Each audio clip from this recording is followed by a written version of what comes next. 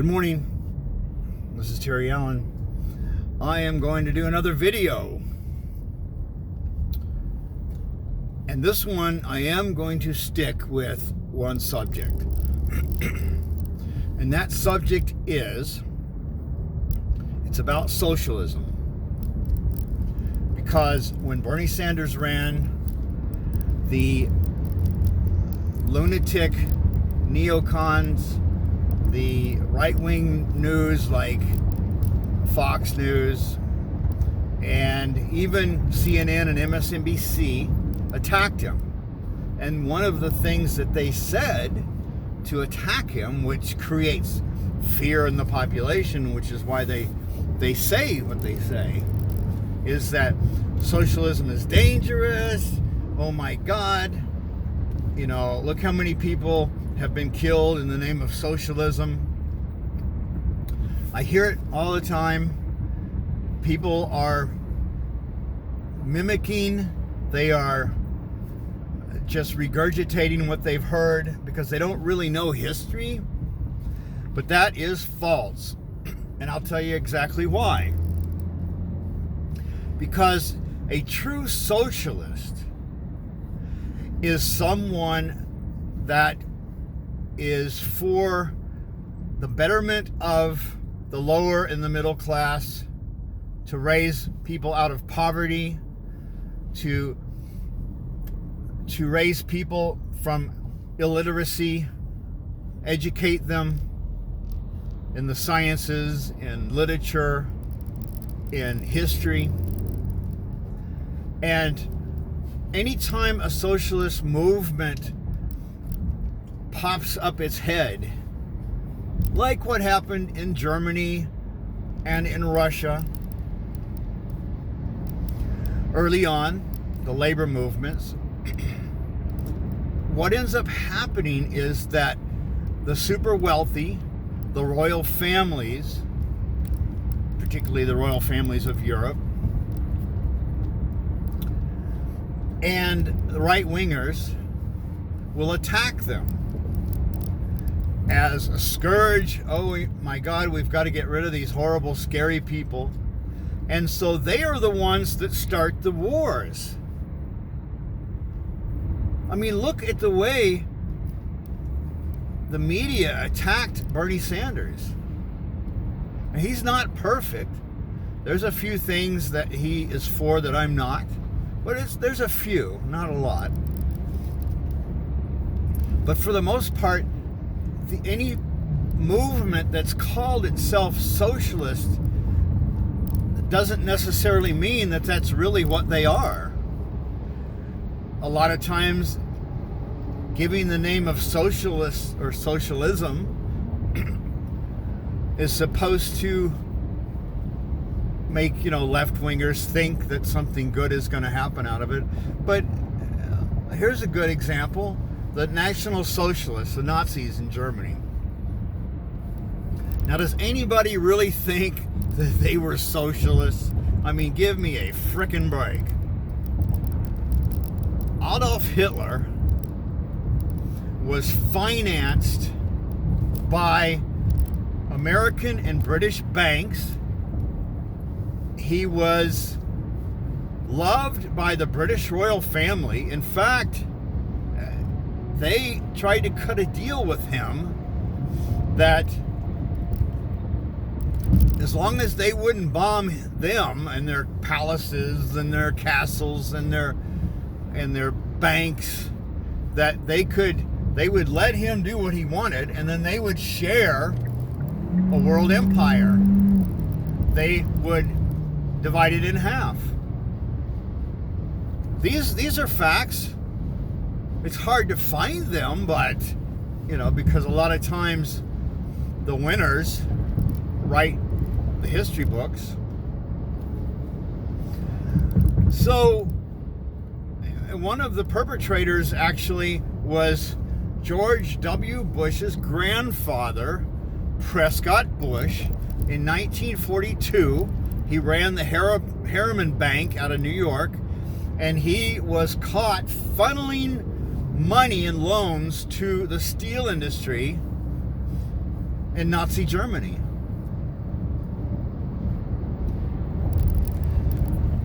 Nazi Germany created slave labor camps all through Europe. That's what the concentration camps were slave labor camps. What they ended up doing was killing people that couldn't work anymore. So that's one example of a group that's called themselves socialists, which are definitely not socialists. A second example is Chairman Mao in China. During World War II, Japan had attacked China. It was very bloody. I mean, they raped and pillaged China. You had the military run by Chiang Kai-shek, a Christian, he and his wife, and they fought the Japanese. But what ended up happening was that the Americans and the British stabbed him in the back and didn't support him, because the British were actually for Chairman Mao. And Mao was not a socialist. He was a psycho. His little red book was full of garbage. What he wanted to do, he was a communist, but he was not a socialist. A communist is someone that wants everybody to go back into the farms and everyone work on the farms, and then you have the elite that run everything. Doesn't that sound like feudalism? That's what it is. It's the same thing. Socialists are not feudalists. We don't want to oppress the working class and the poor and the middle class. We want to raise them up. So what you end up with in many of these movements that label themselves as socialism, and that's let me add that many conservatives and even left-wing people that don't know history or don't understand language, is they put socialism and communism together as one thing, and it's not one thing. The communist movements were taken over by the rich elite, just like the feudalism system, just like unbridled capitalism, exactly the same results. Those are the people that end up killing the poor and the middle class because they don't want to go along with it. Look what's happening in the United States. We've got a situation now where the Democrats, the neoliberals, not socialists, neoliberals, are violating First Amendment rights of the American people, and they are shutting down opposition and dissent. When you have people like Julian Assange that uncovers massive corruption, massive war crimes, atrocities, torture, and what ends up happening is that they put the journalist in jail, torture him, and throw some trumped up charges against him that somehow he colluded with the hacker and that they violated national security. God. Come on. Oh my God. There's a few really good historians, and one of the historians is Jake Morphonios. He has a podcast called Blackstone Intelligence. He is very good at bringing up some of these little known facts about history. The other really good group was the LaRouche movement. They have what's called the LaRouche PAC now. And that was the organization that I was in during the 80s and the 90s. And they used to say, here's the history, here's the reality of what's really going on. But don't believe us. Read it for yourself. Get some books of people that wrote books at the time. Don't read a textbook, because that's the worst source of information. That's as bad as Wikipedia. Wikipedia is crap. Anybody that knows anything about some of the people that are in Wikipedia will know that it's garbage. Conspiracy theorists, oh my God. Well, that's what they say. If you try to bring out real history, they will label us as conspiracy theorists, which has a negative connotation now.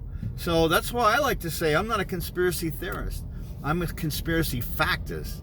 Conspiracies happen all the time. A great conspiracy right now is Russiagate.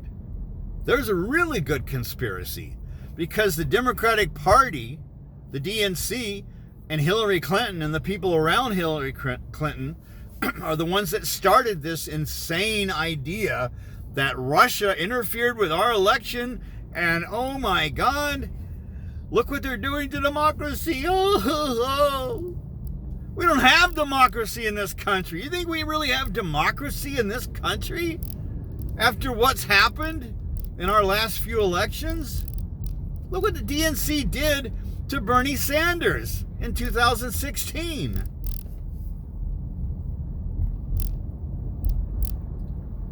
They stabbed a socialist in the back to keep him from getting in office. They did everything they could to undermine him. They lied about him, lied about what he stands for. And then 2020, look what they did to Tulsi Gabbard and Bernie Sanders again. So if you think we're in a democracy, you got another thing coming, buddy, because it's bullshit. When you have corporate media, what they do is it's called manufactured consent. They create the narrative. The way they frame the stories, the headlines are typically what most people read is they just glaze over the headlines. Oh my God, some bullshit. They create public opinion. That's what they do. Because who owns them? The 1%. You've got 6 media corporations, massive media corporations that control about 90% of all of the news and information that we get in this country.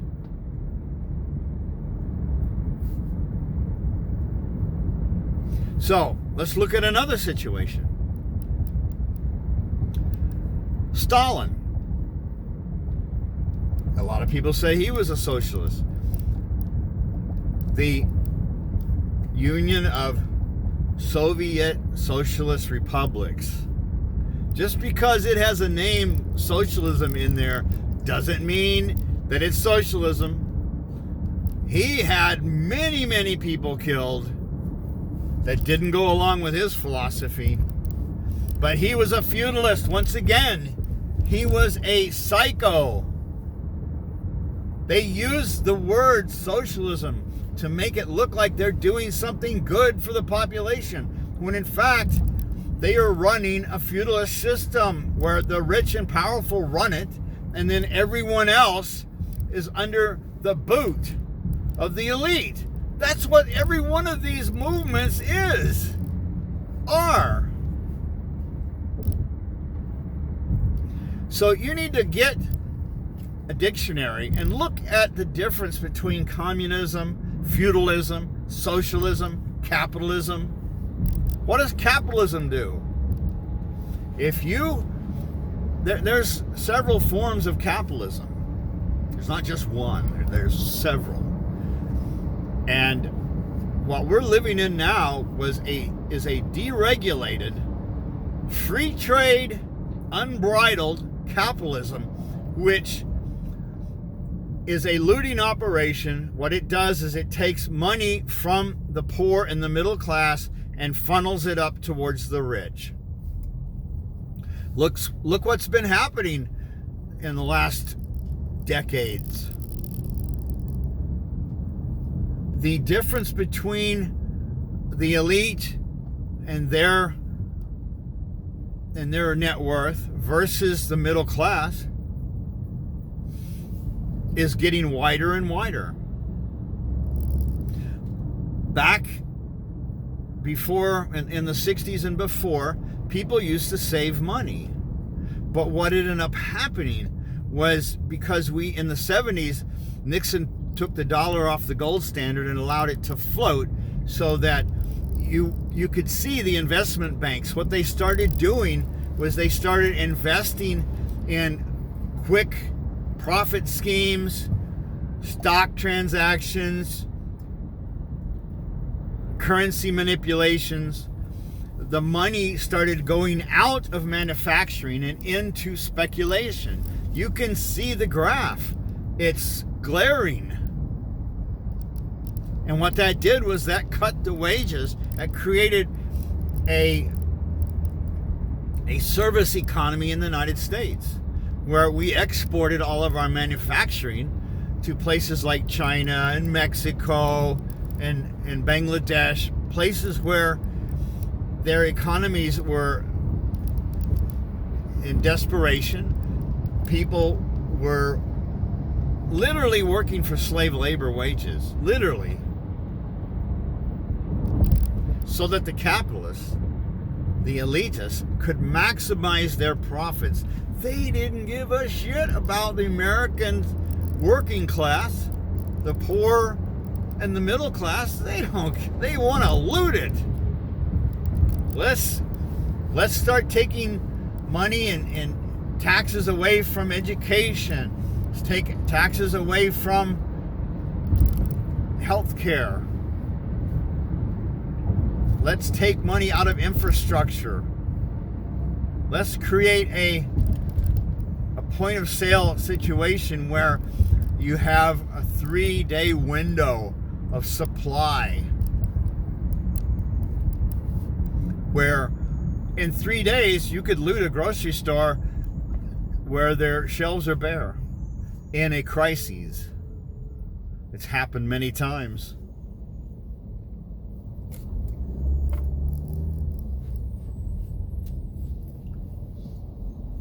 There's many other examples, but that's what you need to understand, is that a true socialist, a true social democrat, is what they do is they take capitalism and they regulate it, and they take the money back from the super rich and give it back to the poor and the middle class, from whence they stole the money in the first place. Billionaires steal money from the working class and the poor and the middle class. That's what they do. That's how they get to become billionaires. How do you think an economy in the 60s, which was working very well, it was flawed, but it had where you could have one family member, typically a father, that could make enough money to support a family, where the mother stayed at home and raised the children. You could buy a decent house. You could put your kids through college. So what started happening in the 70s? The manufacturing jobs started to go away. So what you ended up doing was you ended up suppressing wages and increases. So essentially, our wages have not gone up in the last 40 years. It's barely kept up with inflation. That's why now you have to have at least 2 members of your household to make enough money to have a decent house, to raise your kids, to hire a nanny, and borrow money to put your kids through college. The savings is gone. What they created was credit cards. That's what started happening in the 60s, where you could now borrow money to buy the things that you used to save money for. And what happened? That interest rates goes right to the banks. It's a looting operation. That's what it is. And you can see it clearly if you look at the data and you look at the graphs. You can see it clearly. It's a looting operation. Deregulating capitalism. Crushing labor movements. Crushing unions. Where you could fight for a decent wage, a living wage. Union membership has dropped. Look what happened with Amazon in Alabama. The vote for the group of workers wanted to unionize down there at one of the big plants down there, the big warehouse. And what did Jeff Bezos do? Was he put out misinformation about unions. They did everything they could to prevent it. And they also were against mail-in ballots.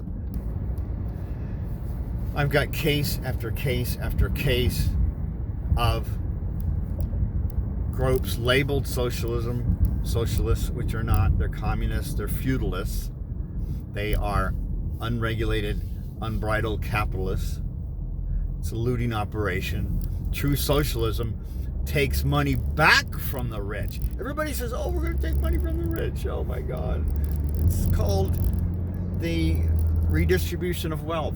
Well, the rich stole the money in the first place, and we're taking it back from the elitists. We're taking it back and putting it back in the hands of the working class and the poor and the middle class. That's what true socialism does. And that's why the capitalists hate socialism. They hate it with a passion. They will do anything they can to stop it. There was an FBI agent that was interviewed recently, and he was jokingly saying that in the 60s and the 70s, the FBI's primary function was to infiltrate socialist and labor movements and prevent them from getting elected to any office. Isn't that interesting?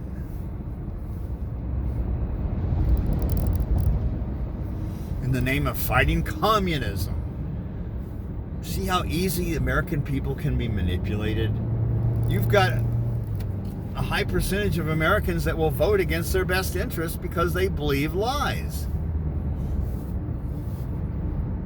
So anyway, that is my video for today. And I wish more people understood these facts. Because if they did, we wouldn't be in the situation that we're in. So I am for a wealth tax. I don't think there even should be any billionaires. I think $999 million is a cap that any human being should be happy with. Remember there was a couple of billionaires that were on CNBC, I think their financial shows that they have. And one of the billionaires was tearing up. He was crying on the air that these crazy socialists are going to take their money away from them. And then they try to look like they're wonderful philanthropists. Look at all the good we do. Well, they don't do that much good. Look what they did to Haiti. Years ago, Haiti was trying to raise the minimum wage from 40-something cents an hour to 60-something cents an hour. And the major corporations and the Clinton Foundation came in and fought it for the capitalists, for the rich. Wow. I can give you case after case after case.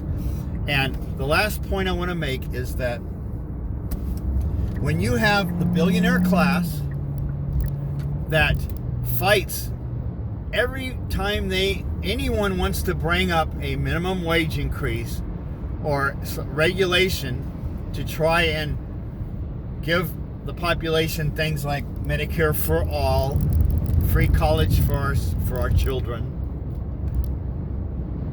living wage, they will fight it every way they can. So what ends up happening is that a perfect example is Walmart. When you apply for a job at Walmart, they will give you an application for welfare and food stamps in their packet. 1/3 of their workers work for minimum wage. So they qualify for food stamps and welfare. Who pays for that? The state governments.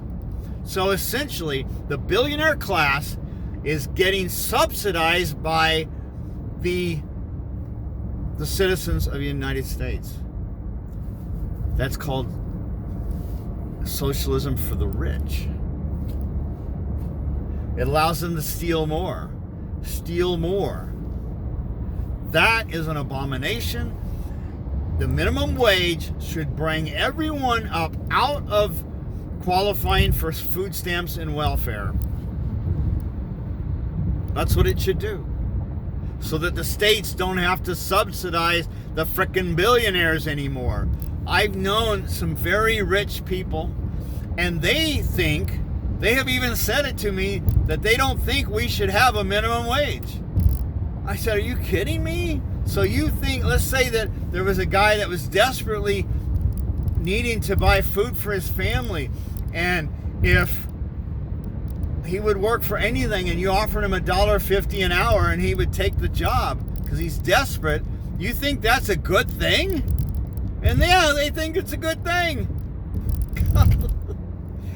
These people are unbelievable.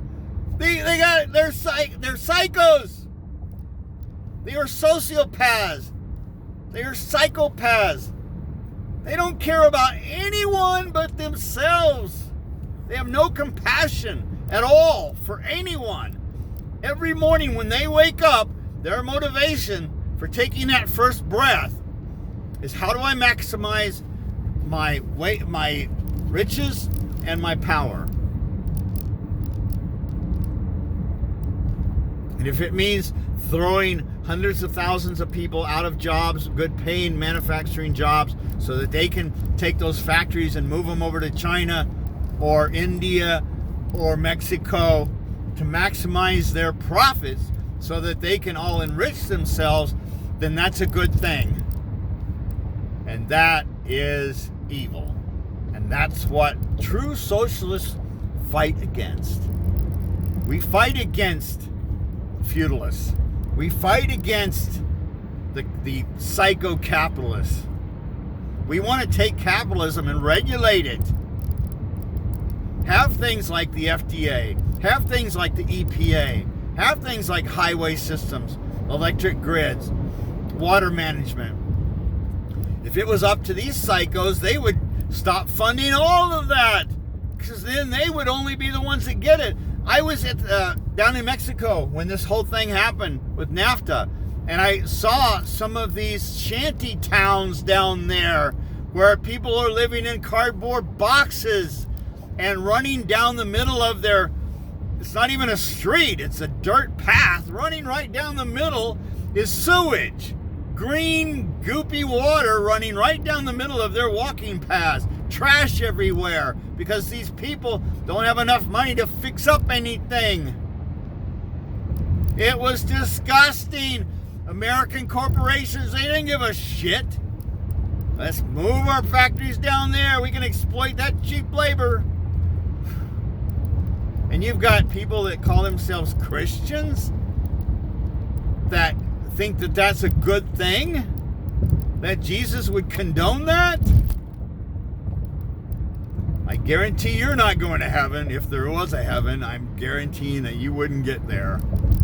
You would end up right in hell.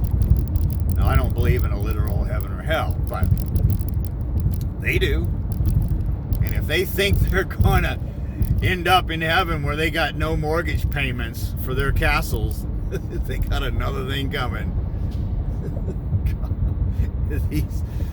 Oh my God. Anyway, that's it. I'm going to stop my rant. But these are the facts.